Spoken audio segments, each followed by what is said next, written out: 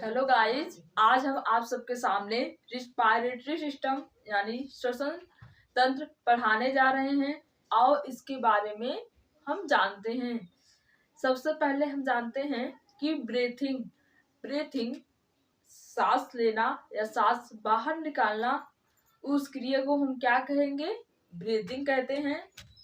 और ब्रीदिंग दो प्रकार का होता है, एक इनहेलेशन और दूसरा एक्सहेलेशन। जो इनहेलेशन होता है वो जिसे हम निःश्वसन कहते हैं और एक्सहेलेशन को हम निःश्वसन कहते हैं। उसमें केवल नी की बगल बिंदी लग जाएगी, निःश्वसन कहते हैं। आओ इसके बारे में हम देखते हैं और जानते हैं।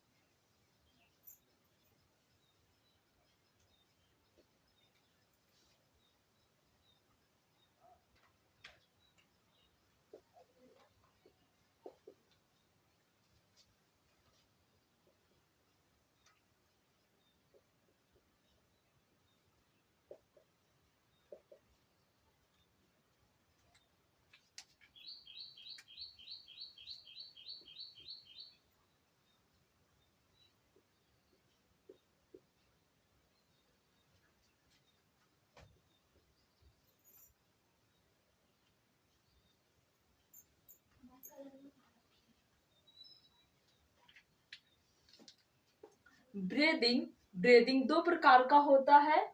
नंबर एक इनहेलेशन, नंबर दो एक्सहेलेशन। जब हम किसी वातावरण में रहते हैं तो इनहेलेशन में जैसा वातावरण रहेगा उस हिसाब से हम गैस अंदर लेंगे, इसमें तो हमें कोई दिक्कत नहीं होती है। लेकिन जो एक्सहेलेशन होता है उसमें जो गैस होता है उसे क्या करते हैं? बाहर निकालते हैं। आओ हम देखते हैं। जैसे हम वायुमंडल में नाइट्रोजन 78%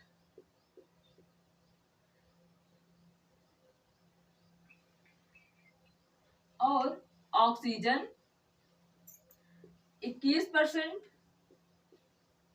और कार्बन डाइऑक्साइड 0.03%, मतलब एक भी परसेंट नहीं। अब हम जो नाइट्रोजन होता है, नाइट्रोजन हम 78% टोटल जो लेते हैं वो 78% टोटल लौटा देते हैं। और ऑक्सीजन जो हमारा होता है, ऑक्सीजन हम 17% लौटाते हैं। 4% हम अंदर रख लेते हैं और 17% हम उसे लौटा देंगे। तो कोई ना कोई चीज बढ़ाना पड़ेगा हमको। तो हम जो कार्बन डाइऑक्साइड होता है जो बाहर निकालते हैं वो 4%, कभी कभी या लगभग 4.6%। ये जो गैसें हैं जो बाहर निकालते हैं, जैसा कि हम जानते हैं कि वायुमंडल में 78% हमारा नाइट्रोजन पाया जाता है, 21% हमारा जो ऑक्सीजन पाया जाता है और कार्बन डाइऑक्साइड 0.03% पाया जाता है। फिर हम 78% जो हम ऑक्सीजन लिए रहते हैं वो तो सीधे हम 78% लौटा देते हैं। और जो हम ऑक्सीजन लेते हैं, कितना परसेंट? ऑक्सीजन हम 21% लेते हैं, 17% हम लौटा देते हैं और 4% हम रख लेते हैं। फिर जो 4% हम लिए हैं तो दूसरी गैस कुछ न कुछ तो बढ़ेगी। तो ऑक्सीजन जो हम लौटाते हैं वो 4.6% लगभग लौटाते हैं। आओ फिर हम आगे देखते हैं। अब हम देखते हैं श्वसन अंग।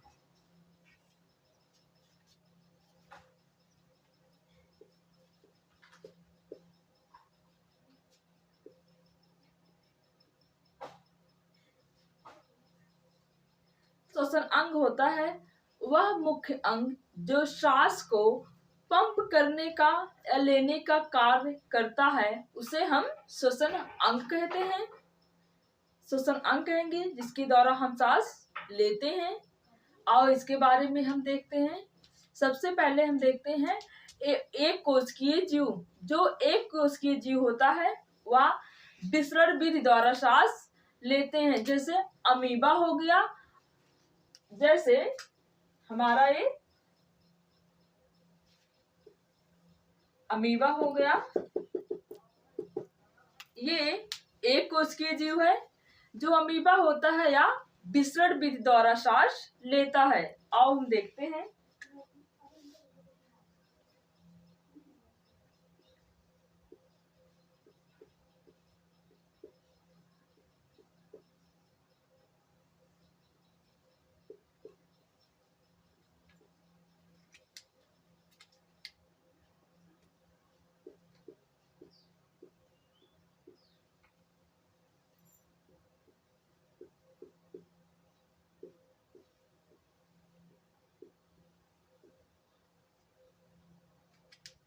एक कोशिकीय जो हमारा होता है विसरण विधि द्वारा सांस लेते हैं। क्या हम एक कोशिकीय है? एक कोशिकीय नहीं है, हमारा शरीर असंख्य कोशिकाओं से मिलकर बना हुआ है, तो हम विसरण विधि द्वारा सांस नहीं लेंगे। अब हम देखते हैं जलीय जीव।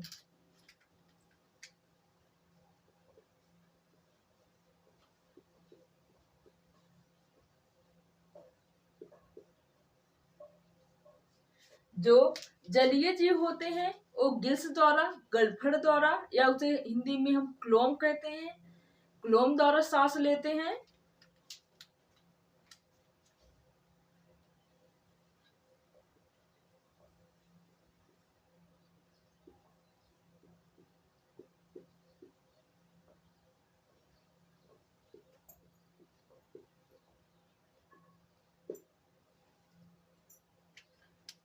अब हम देखते हैं जो स्तनधारी होती हैं। स्तनधारी वे होते हैं जो अपने बच्चों को दूध पिलाते हैं।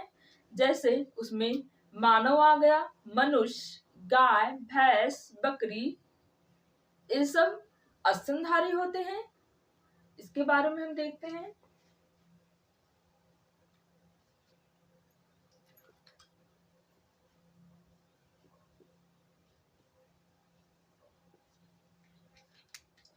स्तनधारी लंग्स द्वारा, फेफड़ों द्वारा सांस लेते हैं।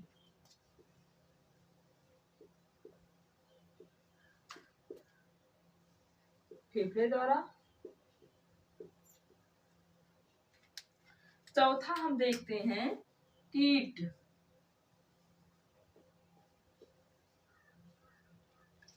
जो कीट होते हैं उनके सीने के पास एक छेद होता है, श्वास नली, जिसे हम ट्रैकिया कहते हैं।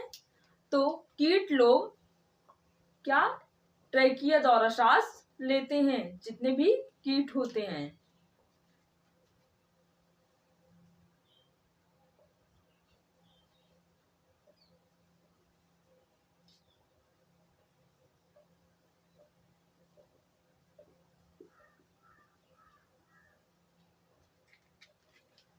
इतना स्क्रीनशॉट ले लीजिए अगर पसंद आए तो, और फिर इसके बारे में हम आगे देखते हैं।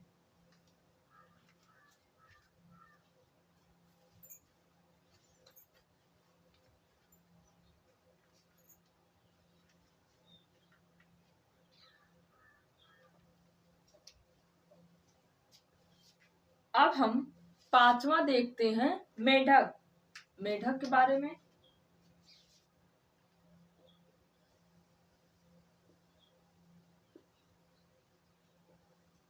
जो मेढक होता है हमारा, ये 3 अवस्थाओं में पाया जाता है। सबसे पहले जब ये बच्चा होता है, एकदम छोटा होता है, मछली की तरह इसका संरचना होती है, स्ट्रक्चर होता है, जिसे हम टेडपोल कहते हैं।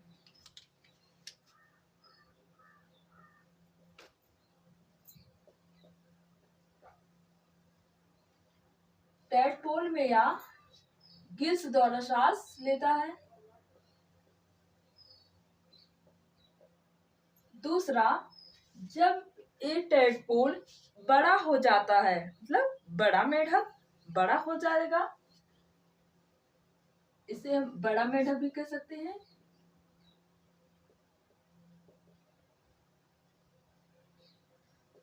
तब यह लंग्स द्वारा सांस लेगा।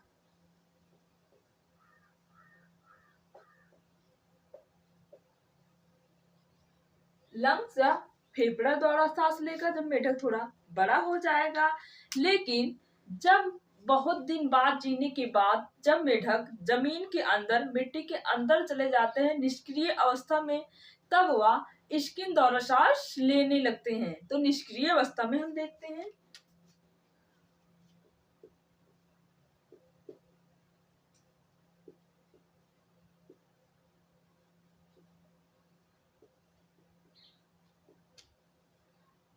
निष्क्रिय अवस्था में ये स्किन द्वारा सांस लेते हैं।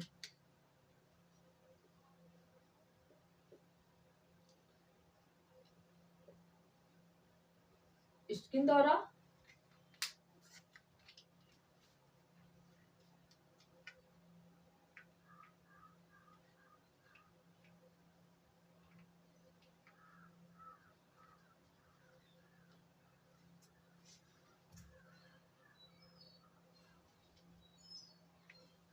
अब हम देखते हैं श्वसन मार्ग के बारे में। जिस रास्ते से हवा जाती है हमारे फेफड़े तक, अंदर तक, उसे हम श्वसन मार्ग कहते हैं। श्वसन मार्ग के बारे में हम पढ़ेंगे अब।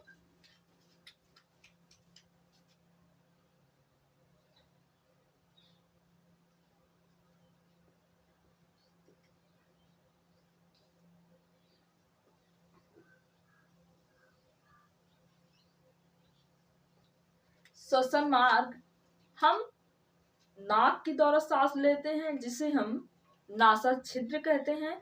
फिर इसके अंदर यहाँ पे एक फिगर हमने बनाया है, यहाँ पे जब पहुंच जाता है कि यहाँ के नाक के ये थोड़ा यहाँ पे अंदर आता है जिसे हम नासा छिद्र कहते हैं।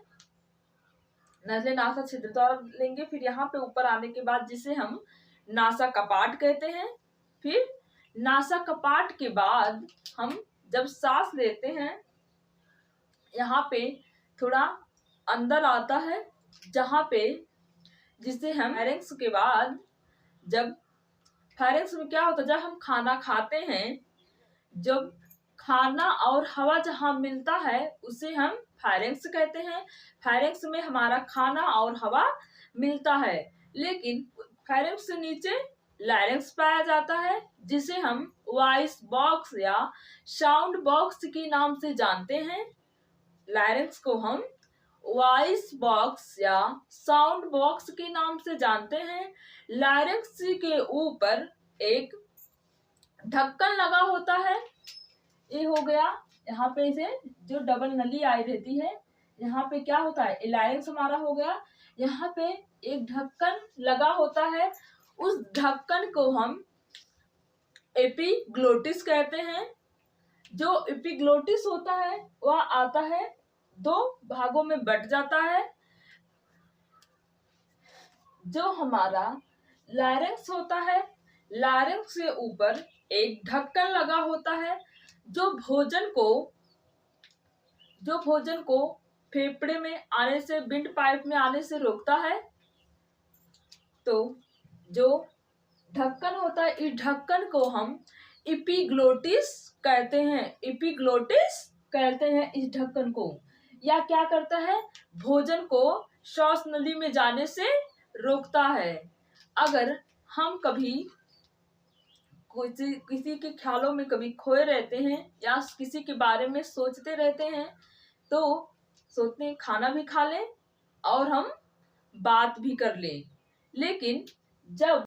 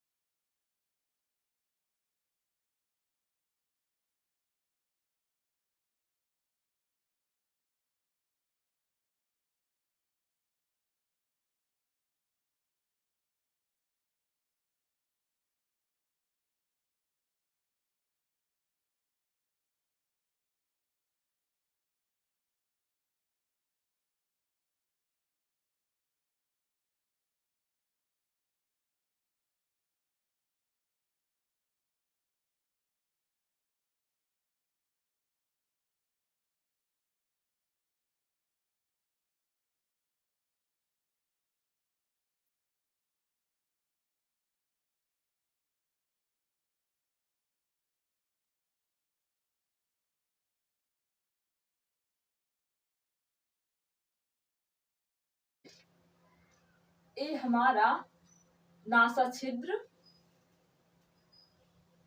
ये हमारा नासा कपाट,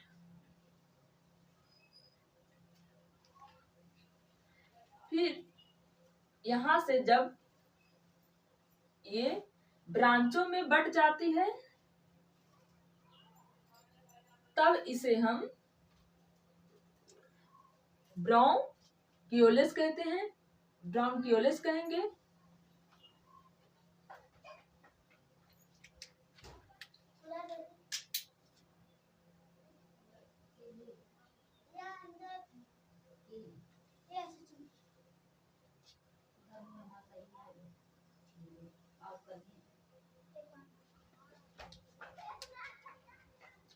ये ब्रांच में बढ़ जाएंगी।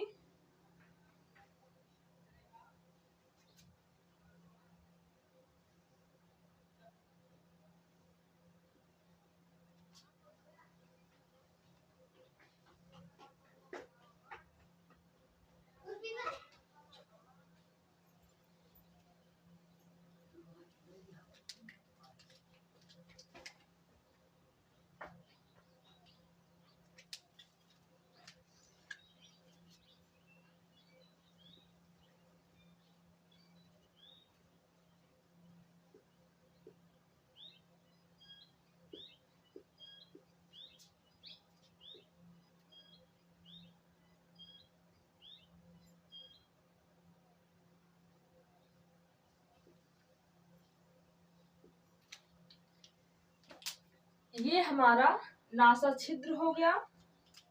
फिर ये हमारा जहाँ पे ये ऊपर ये हमारा नासा कपाट हो गया।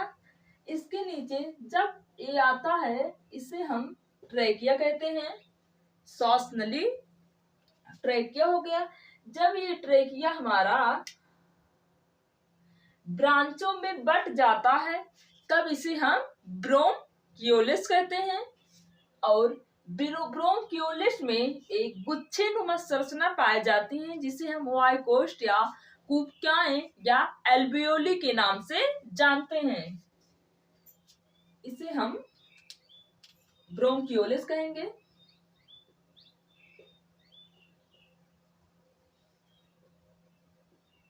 इसे हम एल्वियोली कहेंगे।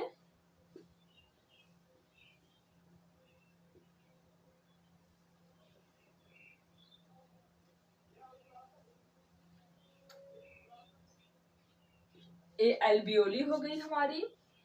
इसी के नीचे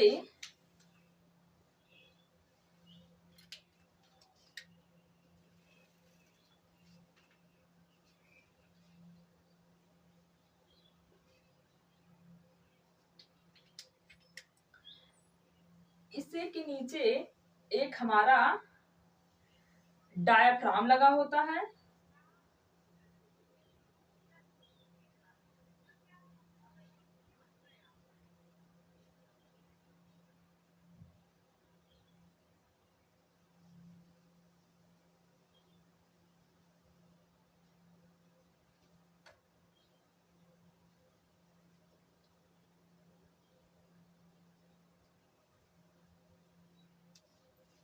इसे हम डायाफ्राम कहते हैं। डायाफ्राम जो हम सांस लेते हैं ये क्या नीचे आता है, हमारा जो फेफड़ा होता है फिर ऊपर जाता है। डायाफ्राम हमें इस सांस लेने में बहुत ज्यादा मदद करता है। लेकिन जो गर्भवती महिलाएं होती हैं प्रेगनेंसी के दौरान उनमें डायाफ्राम काम करना बंद कर देता है। तब उसमें जो हमारी रिब्स होती हैं, पसली होती हैं, जो उसमें फ्लोटिंग रिब्स पाई जाती हैं, वो क्या करती है, वो सांस लेने में हमारी मदद करती हैं। और जो ये कुबक्याएं होती हैं, जब हमारी कुबक्याओं में आता है तब यहाँ पे हीमोग्लोबिन आता है। इन कुबक्याओं से हीमोग्लोबिन जो हवा आती है, ऑक्सीजन आता है, इसे ले जा करके कहाँ मिला देता है, ब्लड में मिलाएगा। हीमोग्लोबिन ब्लड पाया जाता है, और ले जाके कोशिकाओं में मिलाएगा, कोशिकाओं में वो ले जाके माइटोकॉन्ड्रिया को देगा, माइटोकॉन्ड्रिया में के दौरान उसमें क्रिब्स चक्र चलेगा, क्रिब्स चक्र के दौरान ग्लूकोज का निर्माण होगा। इतना हम समझ गए। एक ट्रैकिया हो गया, नासा क्षेत्र, नासा कपाट की ब्रोंकियोलिस क्या होता है, इतना समझ गए। आओ हम आगे देखते हैं। अब हम कुछ क्वेश्चन देखते हैं। जैसा हम जानते हैं ब्लड को पंप करने का काम कौन करता है, तो ब्लड को पंप करने का काम हमारा हार्ट करता है।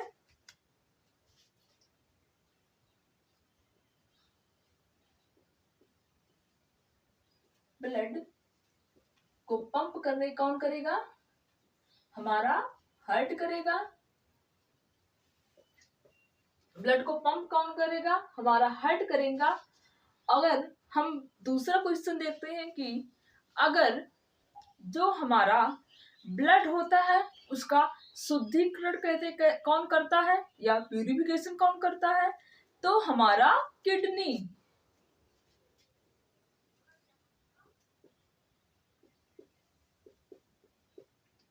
किडनी ब्लड का शुद्धिकरण करता है।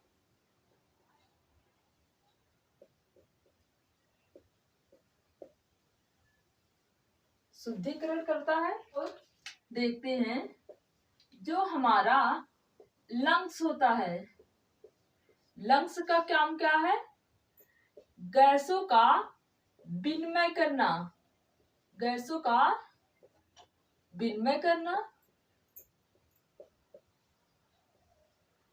या गैसों का आदान प्रदान करना। उस हमारा लंग्स होता है वह ब्लड में ऑक्सीजन को मिलाता है और कार्बन डाइऑक्साइड को वो क्या करता है, बाहर कर देता है। इतना हम जान गए। अब हम दूसरा क्वेश्चन देखते हैं कि जो भोजन को विंड पाइप में जाने से कौन रोकता है, तो भोजन को विंड पाइप से जाने से कौन रोकेगा, जो हमारा एपिग्लोटिस होता है, जो ढक्कन लगा हुआ होता है, तो जाने से रोकता है। अब हम बात करते हैं हमारा श्वसन तंत्र होता है, उसे हम फुंफुसीय श्वसन भी कहते हैं। श्वसन तंत्र को हम फुंफुसीय श्वसन भी कहते हैं। कोशिका का श्वसन स्थल किसे कहते हैं,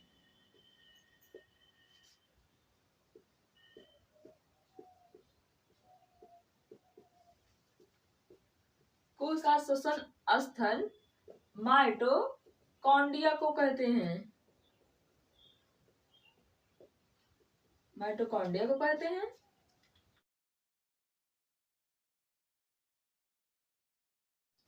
हम और बात करते हैं जब हमारा जो विंड पाइप होता है वह जब ब्रांचों में बट जाता है तब उसे हम क्या कहते हैं, तब उसे हम ब्रोंकियोलिस कहते हैं। हमने फिगर के माध्यम से बताया था जब वो ब्रांच में बट जाएगा उसे हम ब्रोंकियोलिस कहते हैं। और जो हमारा श्वसन तंत्र की इकाई हम किसे कहते हैं, श्वसन तंत्र की इकाई हम कूपिकाएं को कहते हैं। जो एल्बियोली होती है, एल्बियोली को कहेंगे हम श्वसन तंत्र की इकाई। हम किडनी की इकाई किसे कहते हैं, किडनी की इकाई हम नेफ्रॉन को कहते हैं, नेफ्रॉन को हम किडनी की इकाई कहते हैं। ऑक्सीजन का परिवहन हमारा हीमोग्लोबिन करता है, ऑक्सीजन का परिवहन हमारा हीमोग्लोबिन करता है। अब हम देखते हैं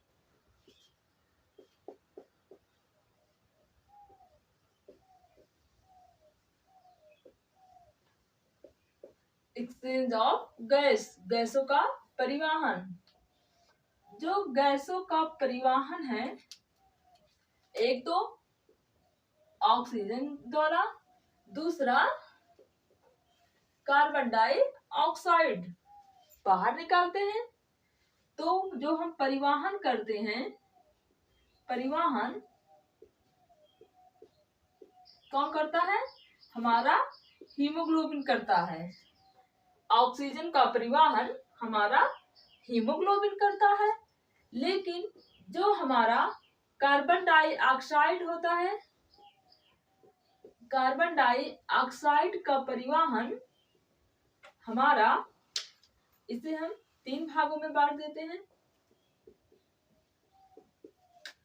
number 1 haemoglobin, number 2 plasma, number 3 सबसे अधिक परिवहन कौन करता है? तो बाइकार्बोनेट।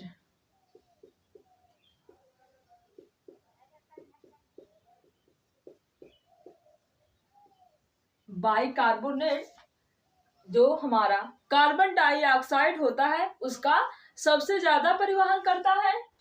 अब देखते हैं, जो हीमोग्लोबिन हमारा होता है ये 10 से 20% कार्बन डाइऑक्साइड आता है, हीमोग्लोबिन में मिल जाता है। फिर इसका परिवहन ये जो हीमोग्लोबिन में जब घुल जाता है तो ये 10 से 20% करेगा। लेकिन जो हमारा प्लाज्मा होता है, प्लाज्मा में जब आके मिलता है, घुलता है, तो ये केवल 7% ही करता है। लेकिन जो हमारा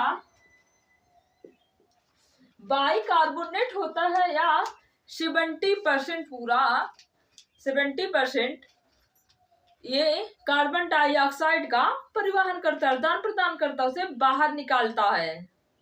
आदान तो करना, उसे बाहर निकालेगा, उसे बाहर। हम कभी कभी देखते हैं कि टीबी की बीमारी में हम खांसते हैं तो क्या हमें ब्लड निकलने लगता है। तब हमारा जो एल्वियोली होता है, एल्वियोली में हमारे घाव बन जाता है, जिस वजह से हमें खून निकलने लगता है टीबी की बीमारी में। और जो हमारा हीमोग्लोबिन होता है, जब ऑक्सीजन को लाता है उसे हम क्या कहेंगे? Oxy haemoglobin. जब ऑक्सीजन जाएगा तब हम हीमोग्लोबिन में, तो उसे हम ऑक्सी हीमोग्लोबिन कहते हैं। जब कार्बन डाइऑक्साइड लाएगा तब उसे हम कार्बोक्सी हीमोग्लोबिन कहते हैं। आज की क्लास में इतना ही, और इसमें आगे की क्लास हम दूसरे वीडियो में बनाएंगे। अगर वीडियो पसंद आए तो वीडियो को लाइक एंड सब्सक्राइब और शेयर जरूर करें।